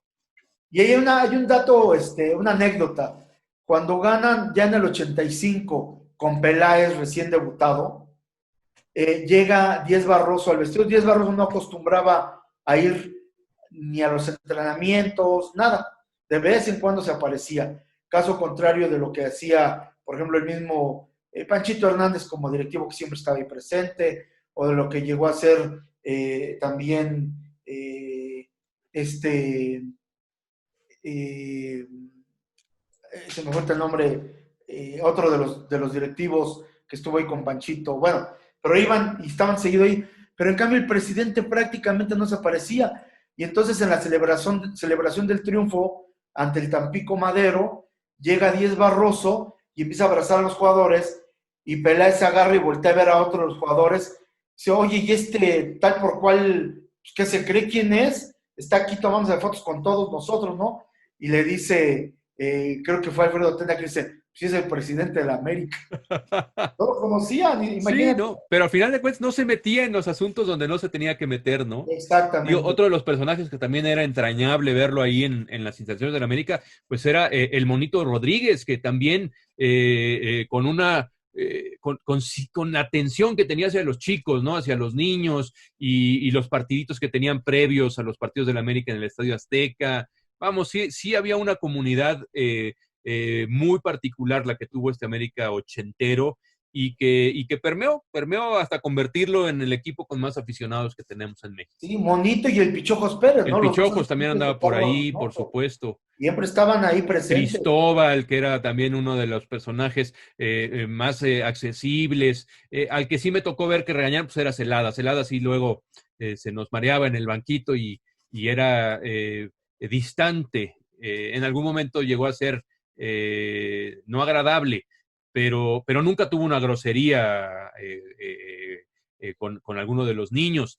Pero todos, bueno, Alfredo Tena se fuese Sí. aparte, sí. La mayoría de los mexicanos, de los jugadores mexicanos de la América, eran Vinicio, súper, sí, súper, ¿cómo podríamos llamarle? empáticos, Sí, muy se empáticos con la acercaban afición. a todo el mundo, con la afición, con los niños, una cosa impresionante. Y de los extranjeros, alguien que era también un tipazo y lo sigue siendo es Eduardo Vacas. Sí, sí, Lalo Vacas, ya con un perfil muy al estilo de esa región de donde es Lalo Vacas, tucumano, nada que ver con los porteños, sino un argentino que no estábamos acostumbrados a ver, ¿no? Muy amable, muy sencillo, muy empático, esa es la palabra, tenían una empatía perfecta con la afición en esos momentos, Sí, muy amable. a pesar de que con los rivales lo que menos había era empatía. Ahí sí era antipatía absoluta, completamente, ¿no? Exacto. Pero bueno, Tenemos más datos, mi Charlie. vamos a seguir ahora con los datos. El Unión Curtidores tuvo una campaña de verdad de pesadilla y por eso se ganó el regreso a la segunda división. Sufrió, o sea, tuvo un récord, imagínate, que es hasta la fecha el récord, 25 descalabros a lo largo del certamen. No, pues no. 7 los perdió en la Martinica, su cancha, y 18 en campo ajeno. De los 19 partidos que juega en campo ajeno, pierde 18. O sea, de No, pues verdad, está campeón. sí, algo para irse. Otro dato es los 15 partidos de suspensión que le dieron a Pilar Reyes, el portero del Tampico Madero, acusado de iniciar la batalla campal en el duelo contra Monterrey. Ahí también Eugui, el profe Eugui y José Miranda fueron llevados a los separos de la policía porque un aficionado que se metió fue tundido a golpes por los tres jugadores, por Reyes, por Eugui y por José Miranda. Tuvo varias costillas rotas. Los tres jugadores pasaron el fin de semana en la penitenciaría de Monterrey. Pilar tuvo que pagar una fianza de 150,000 pesos para salir casi de inmediato, porque él dijo que no iba a pasar hasta el lunes, no iba a llegar hasta el lunes estando ahí, y se tuvo que presentar semanalmente a firmar. Jorge Miranda salió 2 días más tarde, y Yeogi, que no llevaba sus documentos con él, salió hasta el día 27 por ser extranjero. Sí, fíjate que este episodio en el libro del profe Eugi, que ya saldrá próximamente, lo cuenta, obviamente tiene su versión, él asegura que no le puso una mano encima al aficionado y que hubo ahí una corretiza y un empujón en donde se fue a dar contra una barda este personaje y fue ahí donde se lastimó. Y pues sí, el principal responsable salió rápido. Miranda pues salió al segundo día, como bien lo dices, y él salió, pero se lo llevaron a migración, entonces, pues sí, prácticamente salió 5 días después, ¿no? Del incidente. Y bueno, vivió circunstancias muy interesantes ahí en los separos, que ya lo platicaremos cuando presentemos el libro, Carlitos. Sí, sí, toda una historia maravillosa. Bueno, otro dato, el Atlante abandona el Azteca por primera vez, se marcha al Estadio Ciudad de los Deportes y se le comienza a llamar el Estadio Azulgrana. Azulgrana. Regresa Caviño al fútbol, pero era enfundado en la camiseta del León. Todo un lío porque pues, se había retirado por dolores, por varias cosas supuestamente, y como tenía un contrato por 2 años con el Atlante, no fue tan fácil su regreso, Fichaje, por eso sí. tardó. Y finalmente el León tuvo que pagar una cantidad al Atlante para que se permitiera el regreso y pues la hizo bien el León, ¿no? Ahí, Uh-huh. no este año, pero al siguiente llegaría nuevamente a tener un título de goleo, lo que muestra la calidad del brasileño. Bueno, Outes, que había sido campeón de goleo el año anterior con América, este año lo es con el Necaxa. Muchos dicen que fue por problemas con Carlos Reynoso, muchos otros que por problemas económicos. Lo cierto es que no pudo haber sido por problemas económicos porque pues no Se puedes fue a pasar del Necaxa. América al Necaxa si vas a ganar lo mismo o si te van a pagar más, se los paga mejor el América, ¿no? Y además repite como goleador. Sí, entonces el problema fue con Reynoso directamente, que se molestó porque lo expulsaron y Outes en la semifinal anterior, y le dicen que en el vestidor prácticamente le achacó a Outes la derrota y que no pudieron ser campeones, y Outes decidió abandonar el nido y llegar al Necaxa, repite como goleador. Al América llega Echaniz y en su estreno con las Águilas logra 3 tantos en menos de 45 minutos justo en su debut, lo que nos hace ilusionar a los aficionados, pero bueno, al final no fue lo que se esperaba, ¿no? Ya sabes cómo le decían a Echaniz, ¿no? Gustavo Piedra Echaniz. Sí, sí. Y fíjate que no era mal No, no, elemento. no. Si tú ves, pues no notó pocos goles, pero pues nunca. No, pero si tienes el parámetro de Outes, obviamente Exactamente. Echaniz no iba a alcanzar a tener el comparativo adecuado. O sea, la Nunca gente, fue del gusto, del aficionado. sí. Algo La- tenía que no agradaba mucho. una de ellas es que se parecía al ruso. Entonces, había muchas distinciones que la gente tenía por ahí en mente, que se creó un personaje que no existió nunca. Echaniz viene a sustituir a Outes. Se parecía un poco al ruso, pero no jugaba como ninguno de los dos. Entonces, Exactamente. no embonó nunca Sí, con el no. imaginario popular de la afición. Exacto. Ahí había algo que no agradaba de él. Bueno, otro dato es el partido del 18 de septiembre. Chivas se impone al León 2-1 y dices, bueno, ¿esto qué?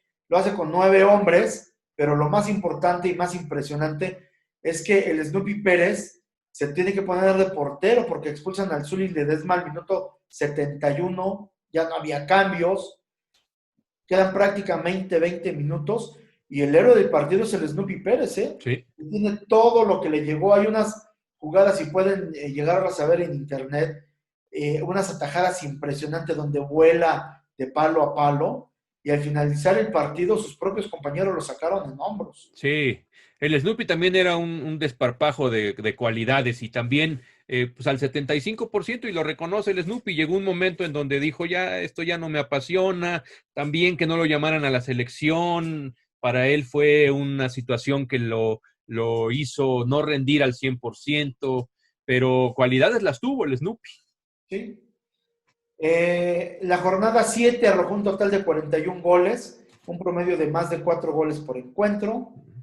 Otro dato es que en el estadio Nesa, Nacho Treyes, entrenador del Atlante, porque pasó ya de Cruz Azul este año y ya toca el Atlante, Sí, fue agredido por un tipo llamado José Vega Monroy, quien con uno de estos boxers de metal le dio un puñetazo en la cara y le tumbó 3 dientes al buen Nacho Treyes. pero Imagínate. ¿por qué? ¿Sabes eso? Nada más. Se le No le antojó. gustaba, no le gustaba que estuviera ahí como entrenador del Atlante y se metió a darle. ¿Era aficionado del Atlante? No se sabe el nombre, José Vega Monroy, se le detuvo afortunadamente, pero no se sabe por qué. Mira. En Otro Morelia, dato, en el Morelia contra León del 8 de enero, el portero Félix Madrigal anota gol de portería a portería al guardameta Víctor Manuel Aguado de León. sí me acuerdo que lo vi en acción. Sí.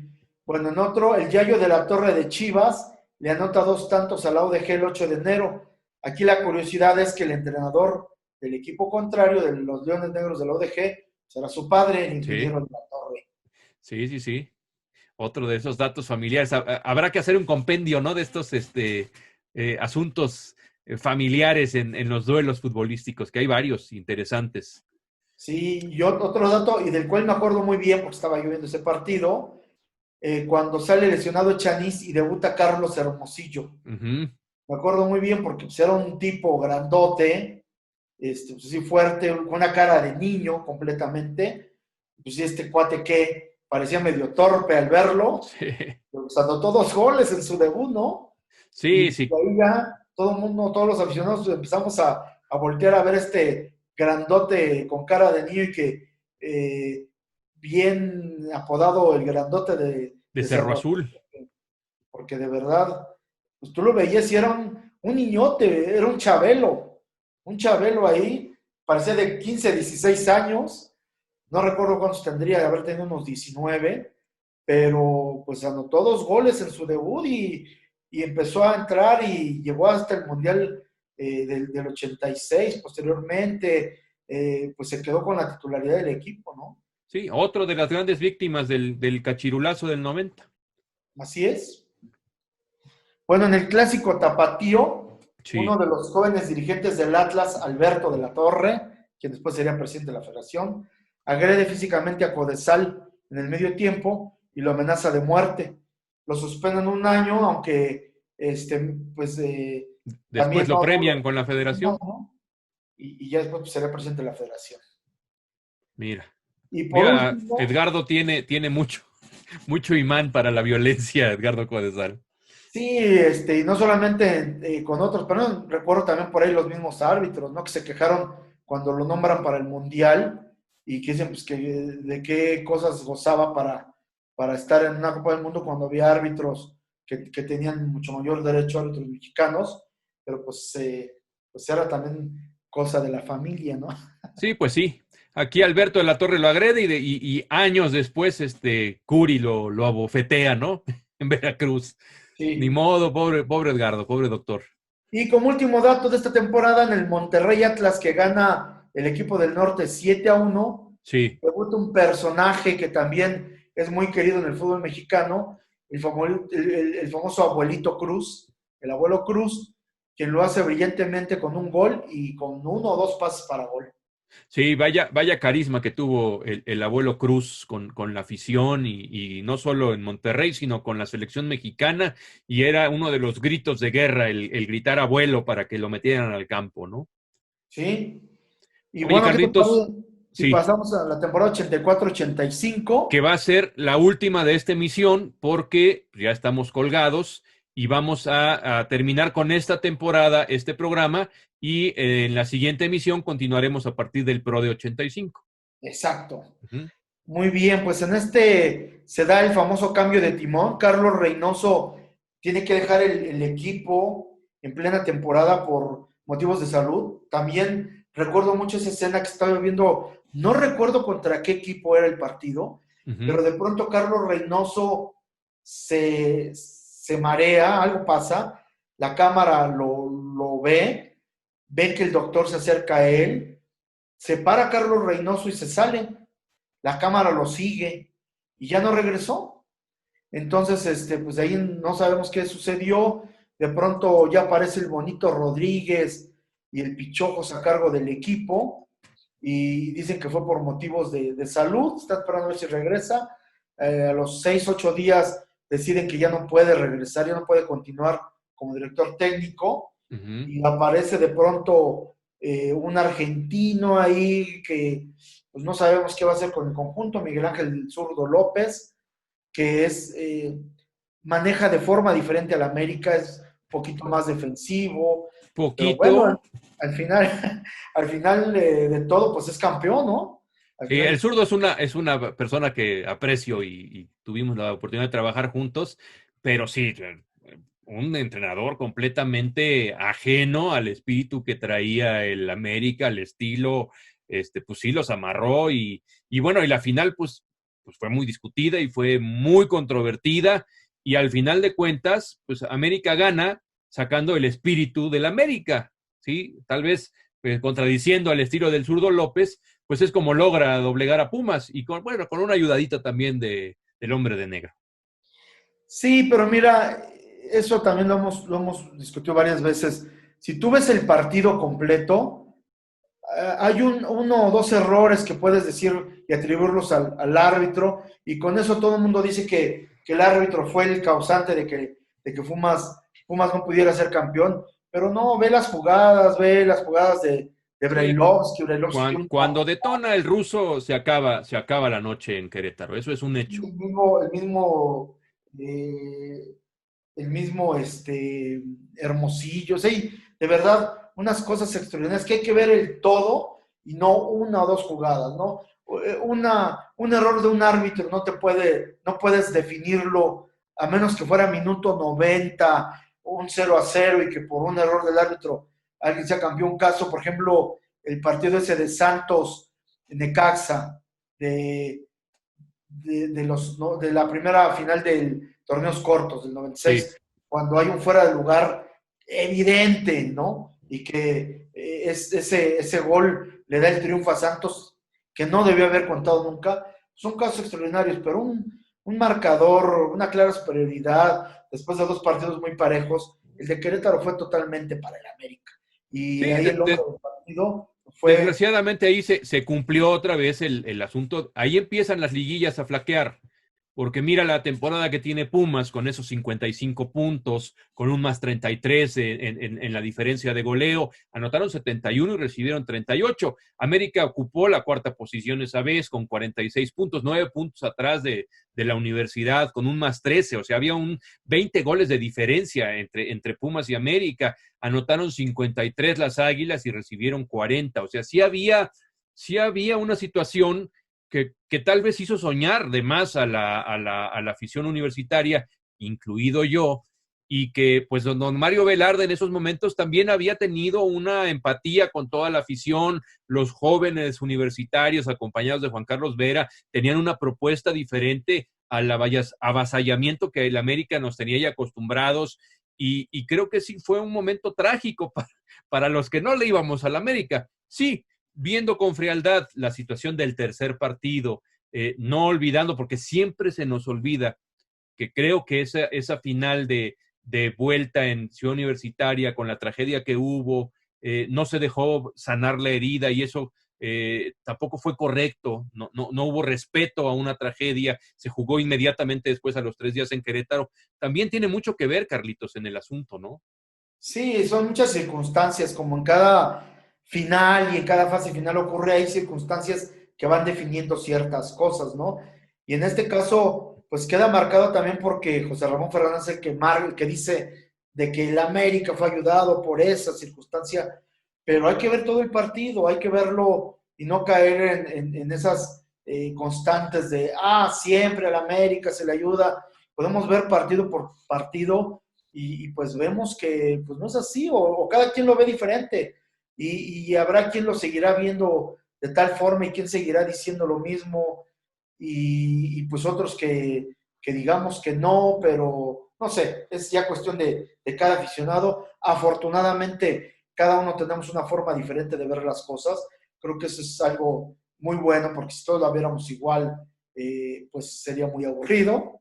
Pero, pues bueno, el América pues da otro gran momento en esta final, de la mano del zurdo López, como decía, después de la salida de Reynoso, pero que también afortunadamente quedaban visos del fútbol que hacía Carlos Reynoso con el equipo, sobre todo en la parte de adelante, porque el zurdo empezó a manejar mucho la media cancha. Recordemos que el zurdo López años después llegaría a Chivas, después de una salida de la Volpe, que tuvo un torneo muy malo y que regresa a Féquete, que ya también hablaremos de ello, pero cuando toma el zurdo López a las Chivas tiene 13, 14 o 15 partidos sin perder, pero lo mismo como bien dices, ¿no? Con un fútbol medio medroso, donde le da prioridad a la salida desde atrás, pero bueno, aún así, con esas circunstancias, en este caso, logra ser campeón, te digo, afortunadamente con una delantera que sigue manejándose bien, como lo hacía con Reynoso. El campeón es América, goleo individual Caviño de León con 23 tantos, un brasileño que ya muchos daban por acabado, que había regresado de no jugar prácticamente un año, y que vuelve a tener el título de goleo, y el que se va a segunda división es el Zacatepec. Sí, ya el Zacatepec ya es la burla andante en esos momentos, ¿no? Sí, porque tenía de pronto buenos jugadores, pero vendía planteles completos, ¿no? Sí. Caso de Larios, de Larapo Morales y de tantos otros, que tenía buenas camadas de jugadores porque sacaba buenas camadas, pero que al año siguiente los vendía y se iba a segunda. Volvía a hacer buenas camadas, regresaba y los volvía a vender. Algo incomprensible, pero bueno, así sucedió. Sí. Y bueno, veamos algunos datos de esta temporada. Como ya bien decíamos, bueno, Caviño vuelve a ser campeón de goleo, su octavo y último título de goleo en la Liga Mexicana. Ningún otro futbolista ha dominado la tabla de goleo individual tantas veces como el Gran Cabo. El ingeniero de la Torre, Javier de la Torre, dirige por última vez, deja a Tecos en la jornada 19, nunca más vuelve a tomar el timón de un equipo. Su récord queda en 693 partidos entre Liga y Liguilla. Dirigió a Chivas, Celaya, Jalisco, UDG y Tecos. Del estado de Jalisco solamente le faltó dirigir al Atlas. Algo que no podía ser. ¿Estás de acuerdo? Diríamos que al Oro, pero bueno, el Oro es el Jalisco. Otro dato importante, el Zacatepec desciende y nunca más regresa a la primera división. Sí. El ahí Toluca no puede ganar un solo partido fuera de la Bombonera, 5 empates y 14 derrotas. Y hay buenos debuts esta temporada. Debutan Alberto García Aspe, Abraham Nava, Memo Vázquez, Daniel Guzmán, José Manuel El Chepo de la Torre, Misael Espinosa, Juanito Hernández, Víctor El Harlen Medina, Efraín Fanny Munguía, y llega del extranjero Mario Mota Sousa Bahía al Monterrey, uno de los grandes jugadores que han venido a nuestro país, ¿no? Sí. En otro dato, el IMSS deja al Atlante y al Huastepec, y aparte otros equipos de segunda y tercera que tenía, y el Atlante pasa a manos del Departamento del Distrito Federal, y el Huastepec a empresarios que lo convierten en el Ángeles de Puebla. Mario Carrillo jugaba en ese equipo. Exacto. En el partido León contra Tampico, el árbitro nunca llegó y tuvieron que conseguir un nazareno local, Fidel Pérez, que dirigió el encuentro. Quedan 2-2. El primer y único partido que este árbitro tiene en primera división. Otro dato, José Luis El Chaplin Ceballos fractura a Eligio Torres de Tibi Peroné en el Atlas Atlético Español, una entrada criminal por atrás. Ceballos quedó inhabilitado hasta que el paraguayo fue dado de alta 4 meses y medio después. Y aquí empieza la era de Carvajal con Morelia, ¿no? Exactamente, llegó un gran personaje a dirigir el Morelia, la Tota Carvajal, que tuvo un récord hasta antes de Tuca Ferretti. Que se lo acaba de romper el Tuca, el récord, ¿eh? Sí, ¿te acuerdas que hacíamos cuentas de que ya llevaba 10 años Tuca ahí en Tigres? Creo que se lo rompió hace una semana o dos, Charlie, a a Sí, a la la tota, tota ¿no? de partidos consecutivos en un solo equipo. Exacto. El 18 de enero, en pleno partido, lo que decíamos ya, ya más ahorita dándole la fecha, el director técnico del América, campeón Carlos Reynoso, abandona la banca a los 50 minutos para ya no regresar. Días después se anuncia que por motivos de salud ya no puede volver a entrenar y semanas después llega el anunciado zurdo López como nuevo estratega. Otro dato, deportan a Julio César Canesa. ¿Te acuerdas de Julio César Sí, sí, Canesa? sí. Que fue más famoso por andar con Lupita D'Alessio que por lo Se- que hizo en el fútbol. o sea, era socio de Carlos Reynoso. Fue socio de Carlos Reynoso, exactamente.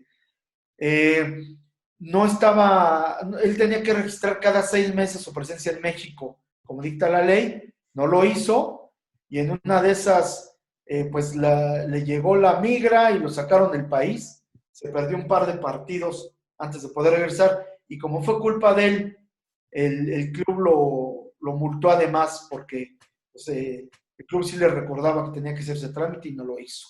Sí. Oye, mira, viene una de trivia para los seguidores de Caviño.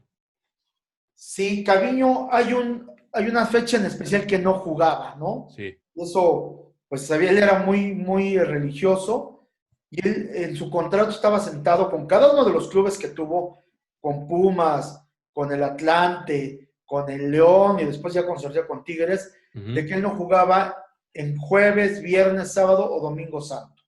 En esas fechas no jugaba y entonces se perdió el partido América contra León, que fue en Viernes Santo, ¿no?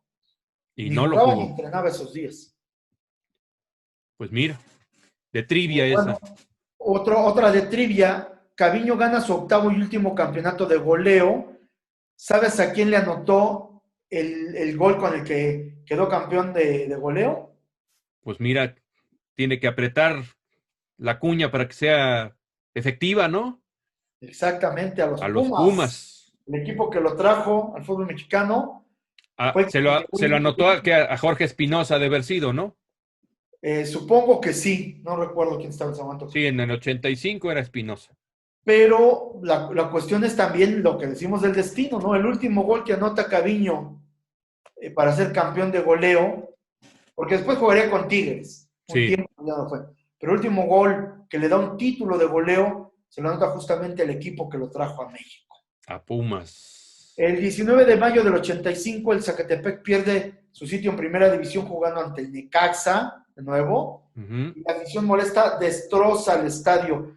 Hubo botellas, palos, machetes, destrozaron las porterías, fue el acabose, y ahí no solamente el Zacatepec ya no vuelve a primera, sino que también se toma y se decide que el Zacatepec, el estadio no puede ser un inmueble de primera división, ¿no? Por las características que tiene y que en el caso de que el Zacatepec regrese, se tienen que hacer muchas modificaciones al inmueble.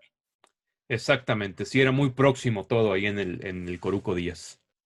Y el último dato, que es el dato triste que ya lo habías mencionado, pues se da la mayor tragedia en el fútbol mexicano, en la final Pumas América, en el segundo partido de final, el 26 de mayo, cuando en el túnel 29 mueren aplastadas 8 personas, hay sobrecupo, venta de boletos falsos, la gente que se brincó, y llega un momento en que ya la gente no puede entrar, unos tratan de entrar, otros de salir, y se da esta tragedia, lo que orilló a que en CU y en el Azteca se terminara por poner una reja para que los aficionados no pudieran llegar a los túneles de acceso, sino Sí. que mucho antes se les pidiera los boletos y no pudiera volver a ocurrir una tragedia como esta. Fíjate que yo me acuerdo mucho de ese domingo 26 de mayo por la tarde, que había tanta incertidumbre sobre lo que había pasado. Marcabas al 658-1111, que era el número de Locatel, y te daban información sobre la situación del estadio. Obviamente no solo hubo 8 personas que murieron ahí, fueron más, la cifra es esta, pero a final de cuentas nunca han podido revelar la cantidad de personas que fallecieron, pero sí hubo muchos heridos y te daban información a dónde se habían llevado a los heridos en el Locatel, Carlos. Sí, fíjate que yo estuve en el estadio, pero tuve la fortuna de llegar muy temprano porque como estudiantes de la preparatoria Ujú. nos regalaban boletos. Entonces tú podías pedir los boletos. Obviamente para la gran final era muy difícil, pero pues te hacías como que contactos y te acercabas a la gente que estaba en dirección, que es a la que les llegaban los boletos. Y yo siempre recuerdo que le rogaba mucho a la señorita Bonilla, que le decía, oiga, mire, pues yo siempre le ando pidiendo boletos para los partidos, pero pues ahorita en la final yo sé que todo el mundo los quiere, pero aparte, si le digan, y total que sí me dieron dos boletos ahí en la Prepa 9. Fui al estadio, llegamos muy temprano junto con un grupo muy fuerte. Debo decir que yo no estaba, aunque le iba a la América y celebraba lo de la América, pero yo tenía que estar dentro de las porras de Pumas, porque pues ahí nos daban los boletos, ¿no? Sí. Entonces yo iba muy seguido a CEU, gracias a lo que les digo de la prepa, que nos regalaban estos pases, y estaba yo ahí, pero llegamos muy temprano, previendo de que iba a haber un gran lleno, y nos dijeron, como tienen estos, pues lleguen a buena hora. Inclusive nos pusieron unos sellos con una figura de Pumas. Llegamos a buen tiempo, y después nos enteramos de la tragedia ya hasta que el partido había acabado, y mucho tiempo después, ¿no? Cuando Sí. salimos, pues inclusive había bomberos, había ambulancias, pero no sabíamos lo que había ocurrido. Sí, sí, se empezó a manejar, yo estaba viéndolo por televisión, se empezó a manejar la información ya, y sí, era impresionante que el número ya traía información por default de dónde estaban las personas heridas. Y bueno, esto ha sido un tema que le genera mucho escozor a la Universidad Nacional, le generó mucho escozor a la directiva de prensa del Club Universidad, y que si uno preguntaba cualquier dato era motivo de veto inmediato. Y al final de cuentas, ese estigma nunca se lo pudieron sacudir. Sí hubo una serie de acontecimientos que no han sido explicados. Por ahí Botellita de Jerez compuso una canción al respecto también del túnel 29. Y bueno, pues es un misterio que pues no, a la fecha de hoy no hay claridad, a pesar de que probablemente ya están liberados los documentos oficiales que dan los pormenores del mismo, ¿no, Carlos? Sí, sí, una desgracia, y como bien dices, también no debió haberse jugado ese tercer partido a los pocos días. eh, por mucho que hubiera de que no había demasiado tiempo para llevar a cabo el partido, lo que quieras. Debió haberse por lo menos suspendido la liga un par de semanas, dar esos momentos de duelo para las familias que lo tuvieron. Hay fotografías, escenas dantescas, ¿no? De un padre tratando de rescatar a su hijo que estaba pues, aplastado, y que cuando lo pudieron sacar pues ya había fallecido, su hijo en brazos tratando de llevarlo a algún lado. Son escenas impresionantes, y debe haberse dado esa etapa de duelo. No se dio, desgraciadamente, y lo único bueno que podemos concluir de esto, aunque siempre ocurre que después de muerto el niño, ahogado el niño, dicen se tapa el pozo, pues fue este cerco que se hizo tanto en CEU como en el Azteca, de poner rejas mucho antes de la entrada a los túneles, porque aunque esta vez fue la de los muertos, ya había ocurrido cosas parecidas Sí, los de portazos. gente ahí sofocada, pisados y otros, por cuestiones de que podías llegar tú hasta a los túneles en los dos estados, ¿no? Sí, los famosos portazos, aunque luego a mí ya me tocó ir a la 90-91, y pues sí, no te metías al túnel con sobrecupo, pero tenías a los granaderos a caballo moliéndote a macanazos, aunque no estuvieras haciendo nada, y eso también fue un estigma durante muchos años del Estadio Olímpico Universitario. Si no eran los granaderos, eran la porra del rival, y era pues muy inseguro ir a la casa de los Pumas a ver un partido de fútbol. Sí, eso y el maltrato que se da en fútbol americano, ¿no? De Ujú. cuántas veces se ha negado un clásico Pumas Poli cuando no debía de serlo, Sí, porque muchas veces quienes crean todas esas falsedades de que va a ocurrir algo, pues es el mismo gobierno, ¿no? Y que te sí. dicen que va a haber esto y que no vayas, y hay partidos extraordinarios de Pumas Poli donde la gente se comporta bien, y unos cuantos son los que se salen de control, y quien termina muchas veces ocasionando eso eran, como bien dicen, los granaderos, que Sí, llegaban a ver que salía la porra de Poli y se iban sobre ellos, ¿no? Cuando no estaban haciendo nada, o sobre grupos de Pumas que empezaron a gritar consignas contra Poli, pero eran consignas deportivas y también se iban sobre ellos. Entonces, también hay que dejar claro que en muchas ocasiones es más lo que se hace de fuera que lo que se hace de adentro. Sí, durante mucho tiempo también se manejó que el Estadio Olímpico Universitario era un laboratorio de ensayos sociales para estos grupos de choque que utilizaba el PRI y que estaban infiltrados en las dos universidades, bueno, en las dos instituciones de educación superior, como era el Politécnico Nacional y la UNAM, que precisamente eran estos grupos que al final de cuentas desestabilizaban las manifestaciones y provocaban una violencia introducida para desacreditar. Y bueno, hay una serie que ya no está en Netflix ahora, que se llamaba El Puntero, sobre precisamente estos grupos sociales que iban a apoyar a los equipos de fútbol manejados por un líder y que pues el domingo estaban apoyando al equipo de su preferencia, pero entre semana estaban remolcados para apoyar a determinado político o para reventar a los rivales o para apoderarse de algún territorio. Y bueno, estos grupos que se ocultan en el anonimato y que se disfrazan de aficionados, durante mucho tiempo en México fueron utilizados precisamente para someter el pensamiento de la juventud y que no se nos olvide que no vivíamos en Finlandia y yo ya me estoy metiendo otra vez en camisa de once varas, pero bueno, el pretexto es inevitable, mi Charlie, pero sí, durante muchos años el fútbol americano como punto número uno y después lo intentaron hacer con la afición del equipo de fútbol soccer, pues acabó siendo esto y era de terror ir al estadio universitario. Mucho tiempo después se compuso y bueno, el día de hoy pues da más miedo ver a la Rebel que a los granaderos, eso sí. ¿Sí? Y sí, pues es durante años uno de los puntos por los que el Poli, recordarás que el Poli tuvo un equipo de fútbol en segunda división, Uh pero -huh. finalmente cuando en los años finales de los años 60 buscó tener un equipo en primera, definitivamente se le negó. Y fue a partir también de lo del 68, de lo del 71 y tantas cuestiones que prefirieron no tener un equipo del Poli porque se pensó que por ahí se o iba a haber algo más y que los mismos jóvenes aficionados iban a agarrarse de ahí para hacer otras cuestiones, como bien dices, políticas, pero pues todo estaba en la mente de los que dirigían este país y lamentablemente pues así ocurrió y nos perdimos de tener un clásico en fútbol, América Poli en primera división.